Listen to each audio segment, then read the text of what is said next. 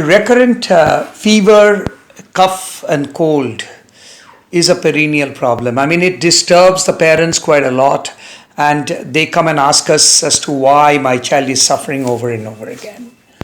Well, if you look at it, it's not very uncommon. It's pretty common in children.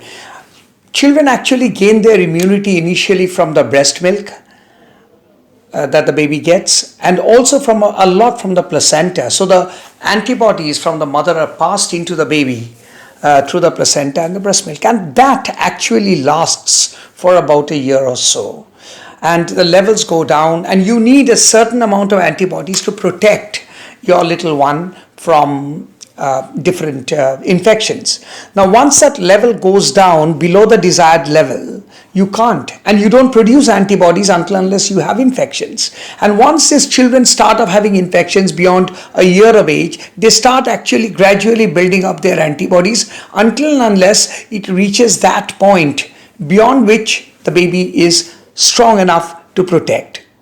And in this intermediate period, when the baby's antibodies went down, the mother's and the baby didn't build up, or didn't build up sufficiently, in this intervening periods, babies do suffer from recurrent cough, cold, fever, vomits, loose stools. Along with that, you have to understand that the baby is exposed to the environment. So lots of infections all around. So the baby picks up, especially from the school, passes it on to the next child, and then to the next child, and it comes in a vicious circle back to the baby within the next 2-3 weeks. This is why children do suffer from recurrent such infections. Now, what is it that we can do? First of all, you have to appreciate one thing, that fever is a manifestation of the illness. It is not an illness per se.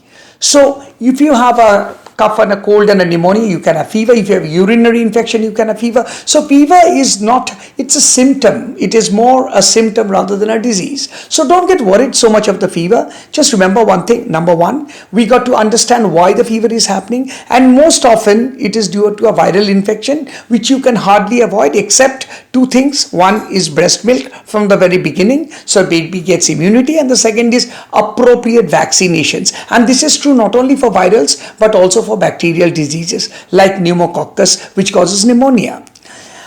The second important thing is, whenever a baby has fever, you must make sure that the child is having plenty of fluids, the child is not overwrapped, and the child has a normal bath, and you are giving tepid sponging to bring the fever along with paracetamol.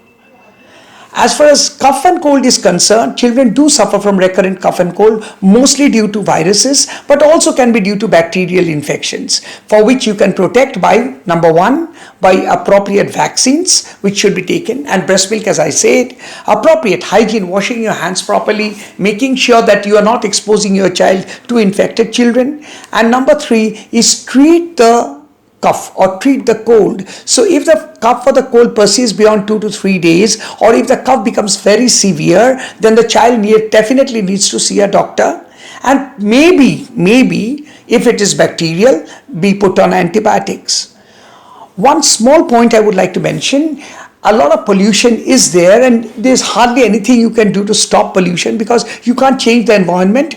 But in some children, this recurrent cough and cold may be a predictor of asthma, and that is childhood asthma, and that does not stay for life. So it usually goes down by about 3, 4, 5 years of age. But you need to see a doctor if you are concerned that a baby is having recurrent cough and cold.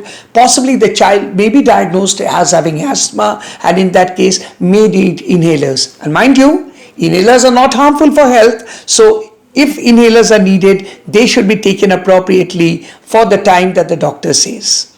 Thank you.